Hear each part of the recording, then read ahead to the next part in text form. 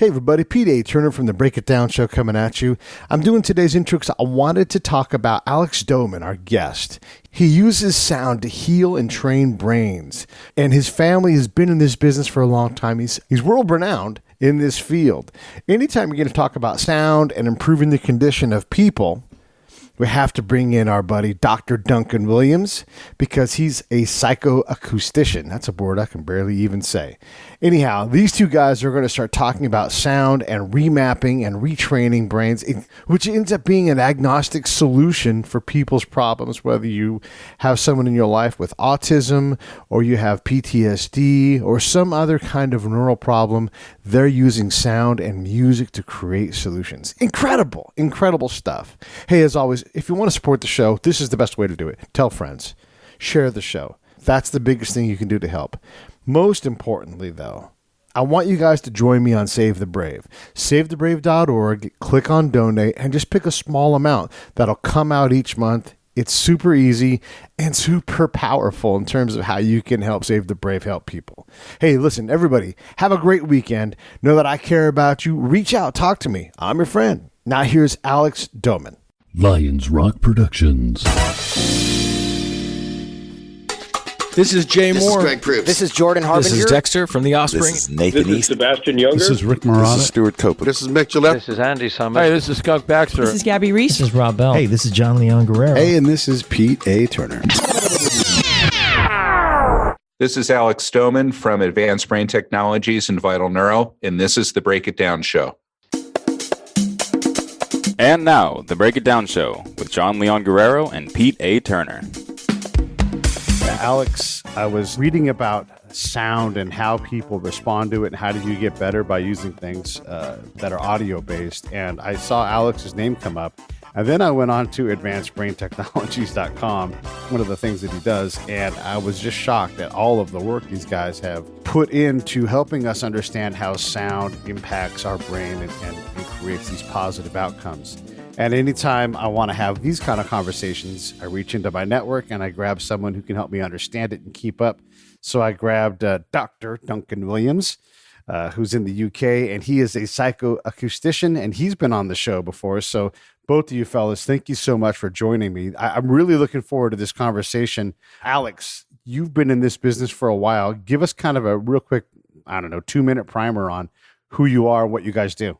Yeah, so I've been in the field for 25 years, and by the field, developing music and sound programs and technology to advance human potential.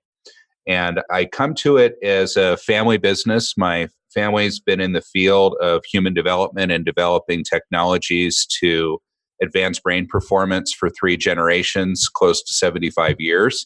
So I grew up in the field, had a huge interest in music and sound. Disclaimer, I'm not a musician, so I produce by ear and surround myself with a great team of scientists and sound engineers and producers and musicians to technologists to create our programs, and just absolutely love the field. So, hi, I'm Duncan Williams from the University of Salford in the UK, where I'm an assistant professor in acoustics. But as Pete knows, I call myself psychoacoustician. So I'm, unlike Alex, I suppose I'm the other way around. I started as a musician. I was really fascinated with what happened when we recorded things and why they sounded different, and what was going on in our brains when we heard recorded versions of things as opposed to real life performances. And then with the sort of the joy of playing music with other people and in front of audiences and the interaction and the way that music can communicate things that aren't necessarily straightforward. So how we have sort of emotional circuitry and memories wired in to respond to music. And then that led me to studying signal processing, acoustics, and a little bit of psychology. But really, I do the opposite of Alex. I tend to seek out neuroscientists, people that know what's going on that side of things, and to, rather than to make working products, to look at small incremental changes in research and development. So it'll be a really interesting discussion, I think, to hear about the stuff that Alex's companies are with. Yeah, let's start having that conversation. A lot of your work, I noticed, focuses on kids with autism, Alex. Is that a particular area where you guys just find that to be fertile? Is it like a passion because of some kind of family issue, or what? Why the focus there? It happened out of necessity. My family's work has been very child-centric. I would say 85% of the clientele that we serve through Advanced Brain Technologies are kids, and they tend to be kids with neurodevelopmental disorders. And autism having such prevalence and growing prevalence, it's become an area of focus because these kids are very uncomfortable many times in their environment. They experience a lot of sensory overwhelm from touch, from sound, from vision to taste, and in particular, sound. So a lot of these kids are what we call hypersensitive to sound. So sound is painful or uncomfortable to them in situations where we may be totally fine experiencing the same sounds. So I've spent many years working with a professor of communication sciences at Howard University, Dr. Jay Lucker, doing the research in the field on what are the mechanisms in the brain that may be causing this, and how do we develop treatment protocols to help provide some relief. Because when we're in a state of high sensitivity, it puts the body into a fight or flight response. So the sympathetic nervous system kicks in thinking it needs to protect us from the world. And we have this false perception that the tiger is pursuing us and going to kill us, right? So we're in that fight or flight mode. And what's really happening is the brain is perceiving a threat that's not there, and therefore putting these children into that situation. When they're in that place, it's hard for them to communicate, to feel comfortable in their environment, to focus and to learn. And what we've discovered is that we can repattern their relationship with sound by training the brain to make sound be experienced as something pleasant and comfortable. And when we do that, their parasympathetic nervous system is able to help keep the balance between the two. And then they can feel safe in their environment and comfortable in their environment, then far more receptive to the other interventions that they're receiving, to learning, and an improved social communication relationships and comfort with themselves. I was just sort of reflecting on that. I don't do much work with kids, but probably about 15, 20 years ago, right at the beginning of my career, I did work with Aspergic teenagers doing a course on trying to encourage these kids to use music technology. So they're in a recording studio and they're putting things together.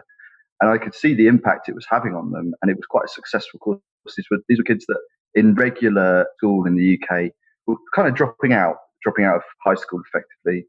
And this managed to keep them on and not lose any of them and get them through. So anecdotally, without even touching on any neuroscience type of stuff, there was an impact of using music and sound to reach out to kids that were otherwise struggling to communicate in ordinary ways, said in sort of scare quotes. I think it's a really interesting topic, and it's definitely something that I would like to know more about, and how that, because autism stays with you forever. But one of the full professors at Salford, is a passionate advocate of sound and autism because he is himself autistic. He's effectively running the department. He's a dean of school there, and is a very inspiring person, at the top of his game. So my work tends to be nowadays mainly with adults, but I think what Alex is saying about how certain types of sound can cause these fight or flight reactions is absolutely true, because some kinds of sound are supposed to do that. If there's a sound of a woolly mammoth behind you, it's pretty important that your processing system can figure out there's something behind me, it's big, it's loud, it's woolly. Hopefully it's woolly if it's big and loud behind you. If it's not, then they've got big problems, right? So we're used to using our sense of directivity, and certain low frequency sounds are less directive sensitive, and we can pick them up from behind. And a good example is if a balloon pops in a room, you'll turn and look at the source of that sound. Our brains are really good at figuring out, just from two pieces of apparatus strapped to either side of our heads, where the heck a really loud sound is coming from.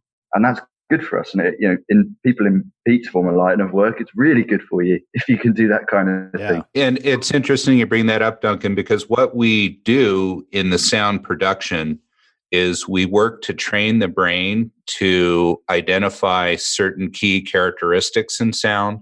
So to discriminate frequencies from the low end of the spectrum, as low as 20 hertz, up to the high end of the spectrum at 20,000 hertz. Hey, this is P.A. Turner from the Break It Down Show, checking in real quick to ask you this.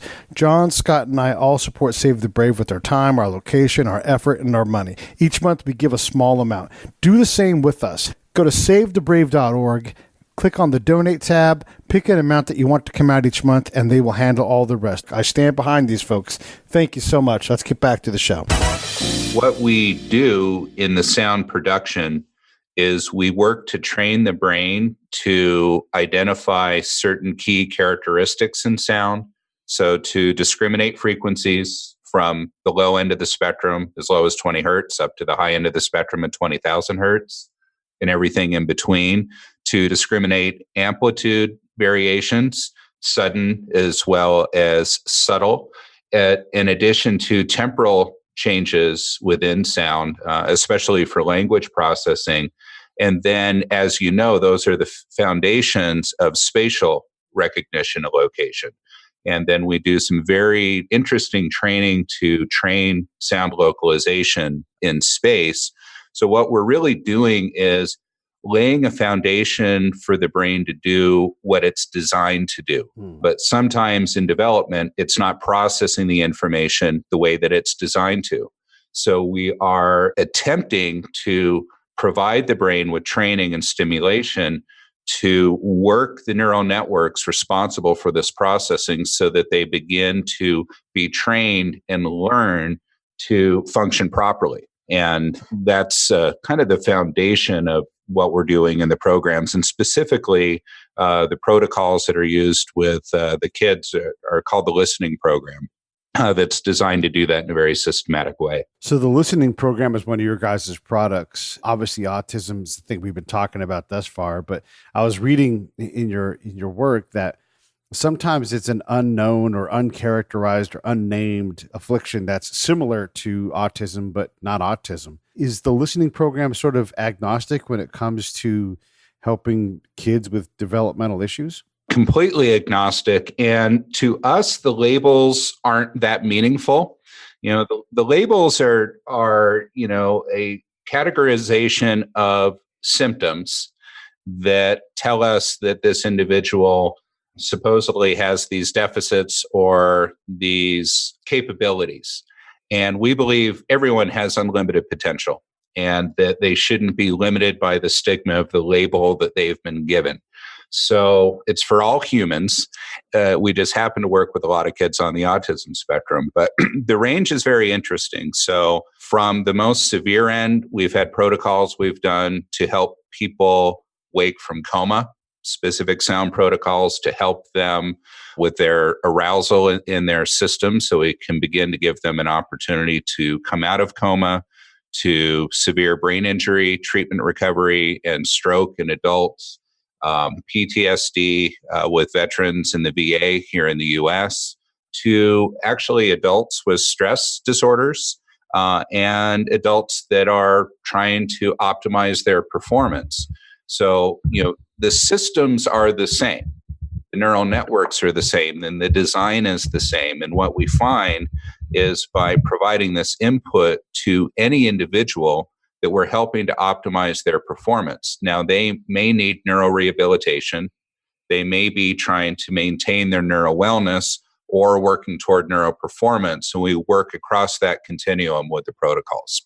Wow. That's incredible. Give us a sense for these, when you start the listening program, what is happening? Like what's going on? What will we hear? Is it orchestrated music? Is it just like whale sounds or?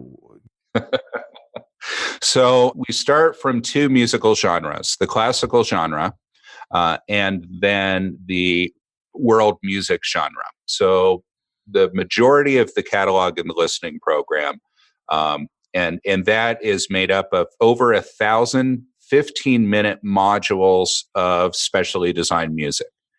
This is music that where we either did original composition or rearrangements of Mozart, Haydn, Vivaldi, and Danzig compositions. And then the music is, after it's arranged, it's recorded in the studio. And we record our chamber ensemble named the Archangelos Chamber Ensemble with all of our musicians playing together. And it's generally our string quartet and then sometimes a woodwind quintet as well. And we record each musician in an isolated sound booth. So they're playing together. They can actually see each other in the studio, and they can mix the sound so that they can hear each other appropriately in addition to what we're doing in the control room. And then we're capturing the signal of each instrument individually. And the reason that we do that is in post-production in the recording, we're able to isolate each instrument, and then we do a mix for surround sound so that we can place the instruments in discrete locations. We can actually move the instruments in time and space in our digital signal processing software. And then what happens is the music is arranged into 15-minute modules. We've recorded different music compositions at different tempo. So at the start of a 15-minute module, let's say we're starting with some Mozart, we're going to start at a moderate tempo of music of about 50 to 70 beats per minute. A very simple arrangement, maybe one or two instruments playing, one in the left ear, one in the right. And then we'll begin to mix in other instruments gradually. So the brain starts processing on the left, processing on the right. We capture those two sounds and we can track them. Then we'll add an instrumental voice in front of the individual, and they'll begin tracking sound in front of them. It will begin to create a dialogue between these instruments of slowly moving them in time and space, so the brain begins tracking the location of them, discriminating the amplitude changes and the frequencies of those instruments. And then over the course of that first 5 minutes, which we're calling a warm-up, the complexity of the music increases and the tempo of the music begins to speed up. Then when we go to the middle 5 minutes, which we call training, we then implement a technology called audio bursting, where we're creating sudden amplitude changes in the music. And those are designed to begin to fire certain frequency bundles of neurons in the brain so that we get them excited and hyper-responsive and firing so that they begin to recognize these sound frequencies through training. And we do that for 5 minutes. Then we transition back. And at that point, I should mention the tempos are anywhere from 100 to 150 beats per minute. So it's much more engaging and dynamic. Then we begin to slow the tempos down. We stop the audio bursting. And then we begin to slowly fade out into that 50 to 70 beat per minute tempo at the end with more simplified sound. So we go from simple to complex to simple in a 15-minute period. And you are going through progressions of music initially with what we call full spectrum sound, which we call the blue zone, where you have the full range of sound frequencies present in the recording. And after we've trained in that for several weeks or a couple of weeks, we move into what we call the green zone, where we're training primarily low frequencies, the primary frequencies being below 1500 hertz that correspond more to body organization, position of body in space, low frequencies that tend to be grounding and very calming due to the large sound waves. Then we transition to the orange zone, which are frequencies that range from about 500 to 5000 hertz, which are represented in human voice processing. So we're training the speech and language areas in the brain. Then we progressed to a high frequency emphasis, 4000 to 20,000 hertz, which tend to be more activating and arousing in order to train higher level executive function. So, and then we go back down, orange zone to green zone, back to blue over the course of the protocols. So that's a general sense. You're listening through headphones, and we've developed headphones that are multi-sensory headphones that have a bone conductor. So in addition to hearing the sound through the ear cups, you're also feeling the sound vibrationally to help ground that individual and give them a calming effect during the presence of the music through the vibratory input from the sound. It's really, really cool what you're doing. I remember trying my first pair of bone conducting headphones and just being kind of blown away by the response to the feeling, especially with low frequency stuff. And I guess, to me, it makes perfect sense what Alex is talking about, that they're effectively kind of training some neural plasticity with this kind of stimulus response model. And in music psychology, people kind of generally tend to accept that complicated music is stimulating in different ways, and there are different properties of that Alex's system is using. It rhythmic entrainment is a big one, particularly with neural stuff. And we don't know from the kind of the lab point of view that much about our neurophysiological response to spatial information. We know it does something, but there aren't huge numbers of studies, for example, changing spatial audio whilst using an fMRI machine.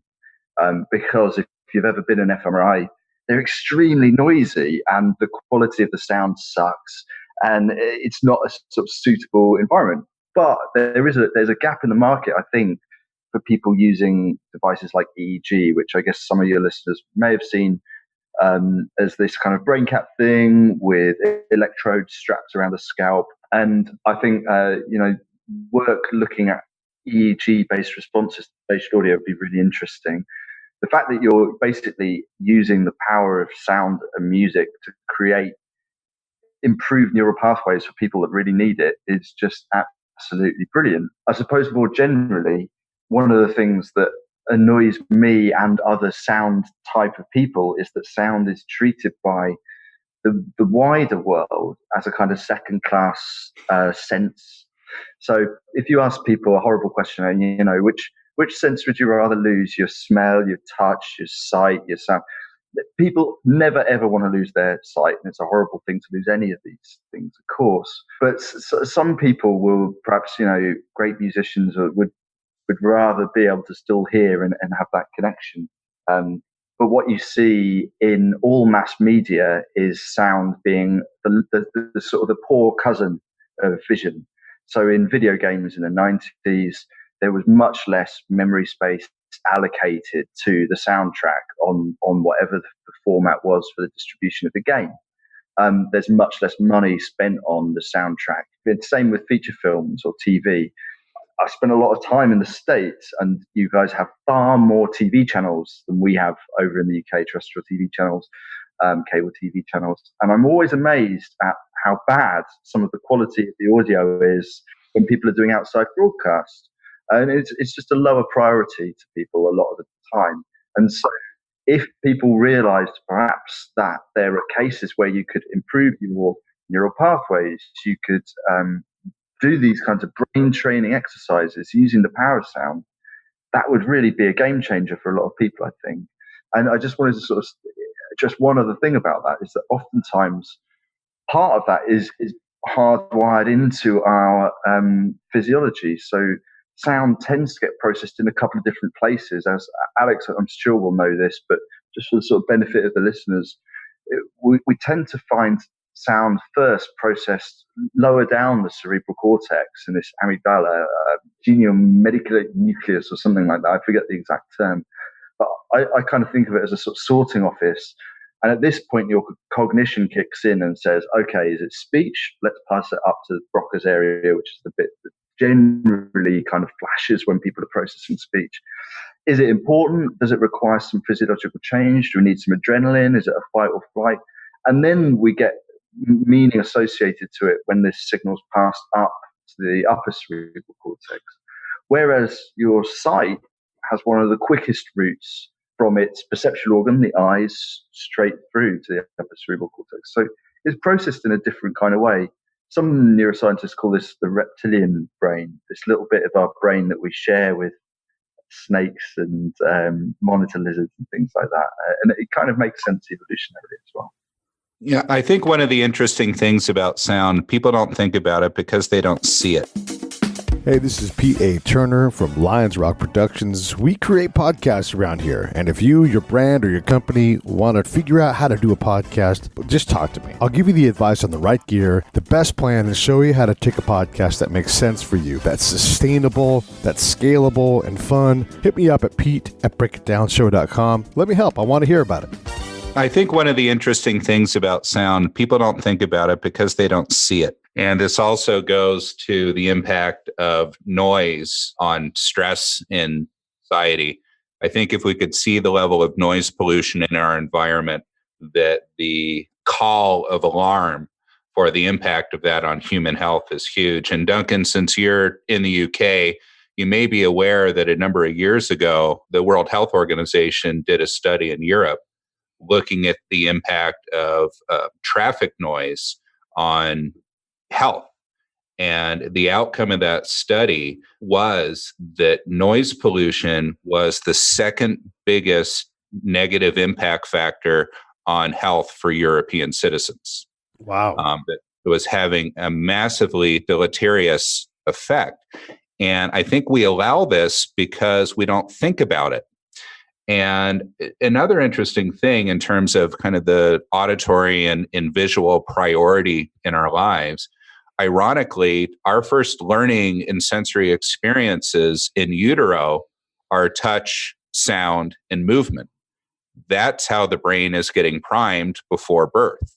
And that's our earliest form of learning. So we're wired for sound. Sound is a priority within our life. But as soon as we come out of the womb and our eyes open up, that becomes the visual driver in our lives. So our orientation begins to switch. And there has been such a disregard for quality sound. And we've seen this in the music industry, right? So we went from analog to digital recording. We moved from tape to vinyl to CD to audio codecs and low quality MP3 that can be, streamed at high capacity. And the brain is working feverishly to fill in the missing information in these audio codecs and make the sound make sense. So one of the things that's been very important to us is to focus on quality. So Duncan, we record at 24-bit 192. So we capture the highest quality audio image that we can using all the best, equipment and DSP systems as possible, even how we're running current in the studio, DC versus AC. So we have a very clean audio environment, and then do everything we can to preserve the integrity of that sound until we get it to the codec. And the listening program is delivered either on a preloaded media player or streamed through a streaming service. And even with the streaming service, we've optimized the codecs for the highest quality signal we can get based on whatever browser the people are listening through or audio system that they're listening through, because we do believe that sound quality is just so essential. So Alex, let me see if I understand what you're saying. In general, in our day-to-day lives and in utero, our ears are hearing things, and we know junk food is bad. We know that when our glasses are dirty, they need to be clean so we can see better. When we have a cold, our sense of smell and taste are impacted. It never occurred to me that this same thing was true for hearing. And I wear hearing aids from my time in combat. I've got tons of tinnitus, and the audiologist was explaining to me that my brain is trying to fill in the gaps, trying to solve puzzles, and that it's in effect overusing my brain, and it's having to draw in on other resources. And, ultimately it can lead to Parkinson's and other problems later in life. So being able to hear a clearer, cleaner sound, at a minimum, forget about therapy and programs to improve performance, but at a minimum, being able to reduce sound noise is vital to your long-term health. I had no idea about that. Yeah, absolutely. I write quite a bit about this in my book, Healing at the Speed of Sound. It's been a big focus of our work, educating the public of the impact of noise on our health. And if you begin to, do a PubMed search on noise and health, you'll begin finding all kinds of research out there that points to the issue that we currently have. and especially in early childhood development, keeping young children in healthy sound conditions. And, what are bad sound conditions? Yeah. They're conditions where the sound is too loud for too long. And there's this effect in which the louder the sound is, the shorter the duration we can be exposed to it. Because what's happening in the auditory system is, sound moves from the external ear to the middle ear into the inner ear. Then it's, sent from the brainstem up to the cortex through various networks. Then the cortex actually feeds signals back down for the ear to regulate and modulate the incoming sound. And in large part, that is a system of protection. In the middle ear, we have these 3 tiny bones and these 2 muscles called the stapedius and the tensor tympani. And those work in concert in order for us to perceive sound, especially to discriminate language. What happens is over a period of time when the auditory system is bombarded, the neural control of those muscles begins to lessen, and the ear cannot have the reflex in place to protect itself. So what happens is the sound starts flooding in with no gate. And as that sound floods in with no gate, that can begin to damage the delicate cells in the inner ear called the cochlea that are responsible to send the auditory signal up to the brain. And once those cells get damaged, they don't regenerate. And that's a lot of what happens in combat and why you have hearing loss, because you had constant bombardment of noise and certain frequencies in those cells died off. So then the brain can't receive those sounds. And that's one of the reasons you have the tinnitus, as you mentioned, because it's trying to fill in the gaps to what should be there. So our auditory environment is really crucial. And what's interesting is sound can also be the antidote. So we can use sound to help retrain that system, begin to fill in the gaps, and help improve the brain's processing of sound so it can better discriminate it. But that has to be done very judiciously. One of the big things I want to make sure the listeners of the show also take in is that one of the greatest impacts that I'm seeing in current generations on hearing loss is the use of in-ear earphones. So one of the challenges we have with the advent of earbuds, and then what subsequently happened, is that we are listening for longer durations of time because we have our music on a portable device. We have constant access. We've got these earbuds inserted in the auditory canal, which is not a natural form of hearing. And we tend to listen at louder levels in order to amplify the sound to help compete with the background noise in the environment. And over time, that is causing what we refer to as music-induced hearing loss.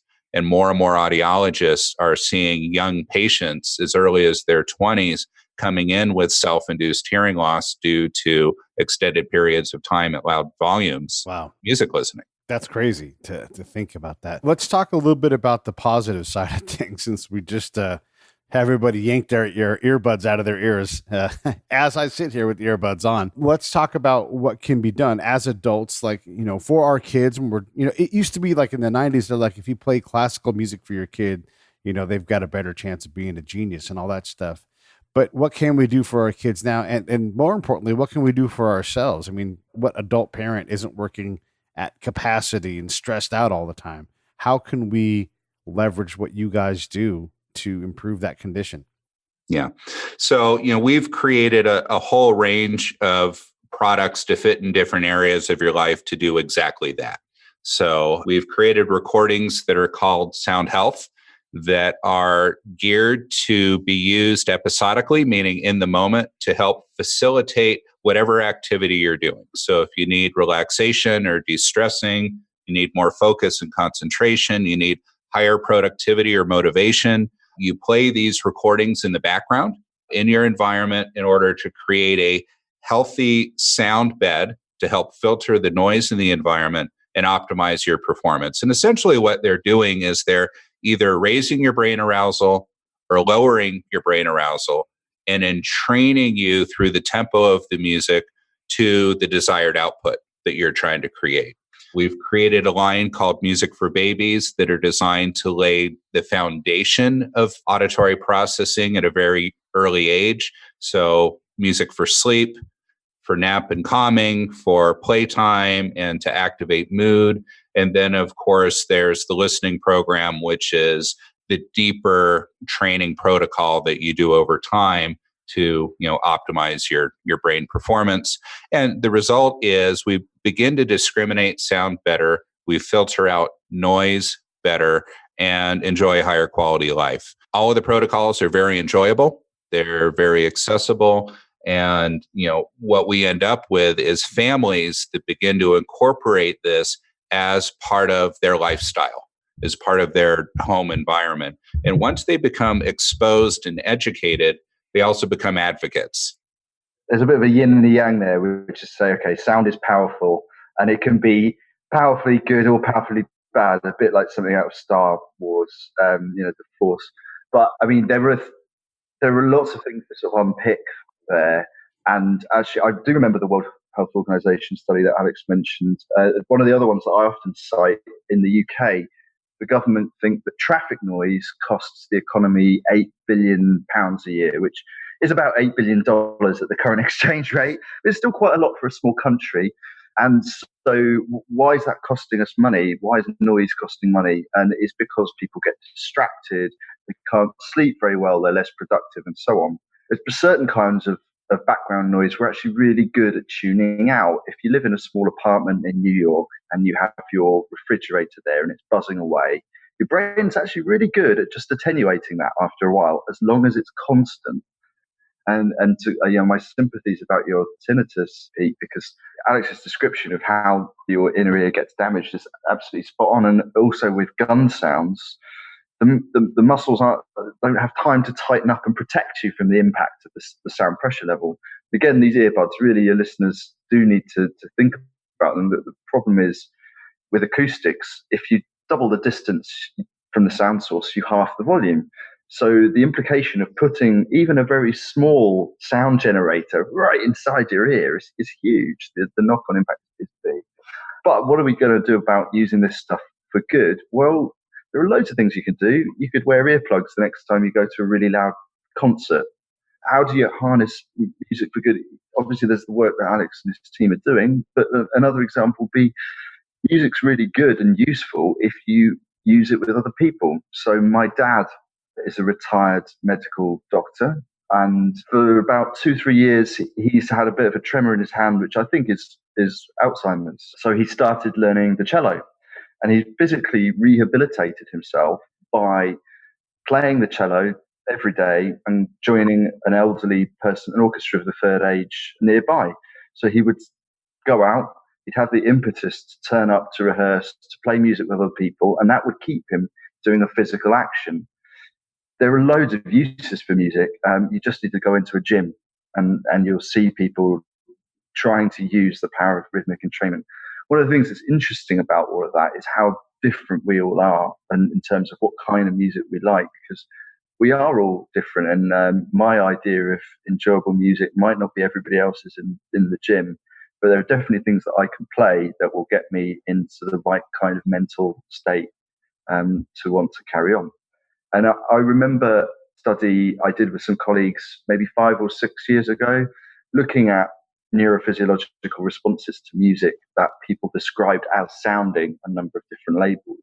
And what we saw was when they were exposed to music that they described as sounding angry, there was one particular pattern of brain activity. And when they described the music as sounding scary, for example, music from a horror film, there was almost the opposite pattern of polar activity. And we have an expression for that because we'd say fight or flight. But when they listened to music that they described as happy or music that they described as sad, patterns of brain activity were actually very similar. And that was a bit strange because happy and sad seem so disparate. But we also have an expression for that, at least in the UK, which is I didn't know whether to laugh or cry. And my theory was that these listeners, first of all, lots of people like listening to sad sounding music. Otherwise, Radiohead wouldn't have sold millions of records. Right. And second of all, I think that actually the sad sounding music the descriptors were wrong that people were giving. But really what they meant was it was enjoyable. So whether it was sad and enjoyable or happy and enjoyable, didn't really matter. It was still triggering these same kinds of responses. So what can you do about it? Well, you can be a bit more mindful of it. You can engage with it either locally or by yourself or with other people, and try to find out what makes you tick in terms of your responses to the things that you like. And that's a great thing. No one ever says, I don't like music. They just might not like heavy metal or country and western or rap or whatever it is. And that's fine. It'd be boring if we were all the same.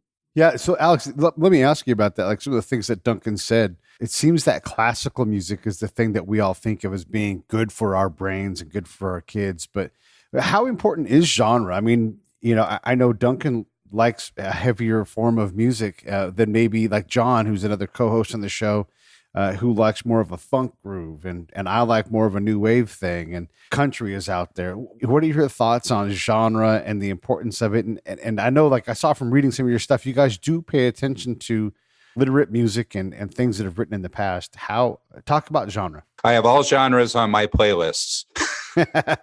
Everything from Bach to Tool. Yeah. And my comment is that there is good in all music, and personal preference is a very big thing. And I think in our field, we understand the classical genre the best. It doesn't necessarily resonate with everybody, especially with our tweens and our teenagers. But we believe that we've produced the music in a very accessible way so that they're interested and engaged in listening, so they're willing to.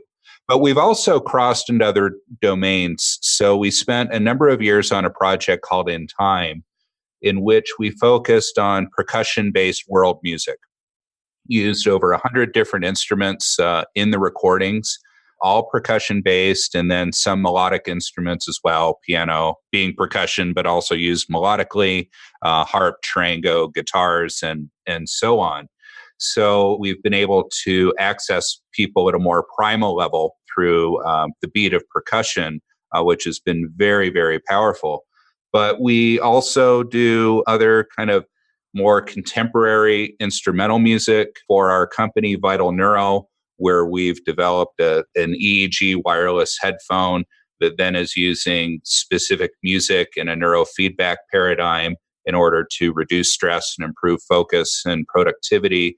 We're starting to work with recording artists and teaching them some of our techniques in order to entrain the brain to different states so that we can provide a variety of musical genres in order to derive the same benefits. So our foundation starts in classical, and then we begin to extract what we've learned about the features of that genre across others. Duncan, I wanted to throw a question at you. As we get better at understanding genetics and individualized medicine, what's the field say about audio and our own proclivity? Maybe it is genre, maybe it's something else. Maybe, my body is, my genetics desire a more, bass-centric kind of music. What's the industry starting to see and study? Well, so my perspective on that is that the big thing that you're going to see come very soon is derived from a field that's called object-based audio. So something like the music that Alex is recording, where he's recording these musicians in isolation, and they can actually do a lot with that after the fact and change a lot of things after the fact. You're going to see this happen more and more often, where audio is sent as a package that is then individually adapted to the receiver at the other end. And people are researching this and working on this at this very moment. Paradigm that's similar to that might be video game audio, where the game adapts to that person, that one player at a particular point in time, and is never the same, for each person. And that's really powerful. One of the tools that Alex briefly mentioned, there was this neurofeedback idea. So the idea of taking a person's bodily responses and then adapting the stimulus until you get the desired bodily response from them. As always, there are probably some negative views on that too. I mean, if you were that way inclined, you could probably make the perfect torture mechanism. The sound got worse and worse. So there are lots of ethical implications when you're designing those kinds of systems, and a bit like the ethical implications of designing AI or machine learning inspired solutions to things. I approve, by the way, of starting from classical music because it's certainly in the West, all of our ears, it's so sort of entrenched in our culture and the way that we learn about music. And everyone that has written music since those great composers has somehow had that put into their DNA. There's a great musicologist called Howard Goodall, who's a composer, who did a series on the Beatles. And what he did was he looked at how the influence of the classical composers had worked its way into this rock and roll infused band. Of course, being British, I'm very passionate about the Beatles, but I expect that if you removed this sort of Elvis influence from the Beatles, you'd get a lot of classical music underlying it. There is a little bit of a dangerous thing in the 90s, maybe the noughties. There was a very famous bit of work, basically called the Mozart effect, which was to do with people thinking that if you played your kid Mozart when they were revising for their exams, they would do better. But it's important, I think, if anybody's listening to this and still has that popular myth going on, that was debunked later on, a few years later. That study was a big thing. I think it was in Nature, the journal Nature, and it was debunked. So, but what they actually found in the later studies was that almost any kind of music exhibited this same slight temporary boost in IQ of like 15 points in IQ for a short time after listening to music. Wow. So it's quite, although the thing was debunked, the again, coming back to the sort of power of music to get you into a particular mental state or to improve your cognition in a very short-term way is really useful. And one other thing to say about it is that I want to kind of come back to what Alex was saying about being in utero and using sound to learn. We still use sound to learn. I don't know if you remember teaching your kids the alphabet. We do it to the tune of Twinkle, Twinkle, Little Star. Right. A, B, D, E, F, G.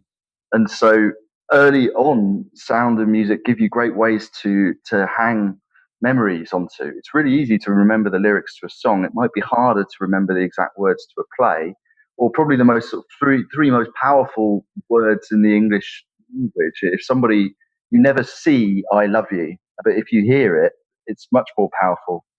Yeah, that's true. Hey, Alex, I want to make sure we wrap up and do our best to support what you guys are doing. So someone who's interested in finding out more, where do they go and what do you recommend they look at in terms of products? So our two websites, advancedbrain.com, and then you can find Advanced Brain across all social media platforms. But if you go to Advanced Brain, you can look at the products and the research and just contact us, and we're very happy to help. And in the future, visiting vitalneuro.com, which is our EEG-driven sound-based training that will be in the market next year, and you can also find Vital Neuro across all social channels. Nice. Yeah, everybody go check this out. By the way, this is not in any way an ad. I find what Alex does fascinating, and the fact that Duncan is on the other end of it with the education side, just killing it and learning about these things. These audio solutions seem to be, I don't know, I mean, whether you have ALS or you just want to perform better, there seems to be some kind of audio elixir to help you improve the performance that you get out of your day-to-day life. And I just think that stuff's so cool. And as a guy that listens to stuff all the time, I'm going to continue to do my best to keep earbuds out of my ears, but also work on trying to get my acoustic brain in the gym and get that thing healthier and stronger. And I'm for sure going to lean on Alex's products and get over to Advanced Brain and continue to read. There are so many journal articles. It's super impressive what you guys are doing. And I think the world of it. And thank you so much for helping all of us out here in humanity. And thank you, Duncan, for coming on and sharing time with me. My pleasure, Pete. Thanks very much. Appreciate it. Thanks, Pete. And thanks, Duncan. And Duncan, I'll get in touch with you. I want to talk more. Oh, great stuff, Alex. Lovely.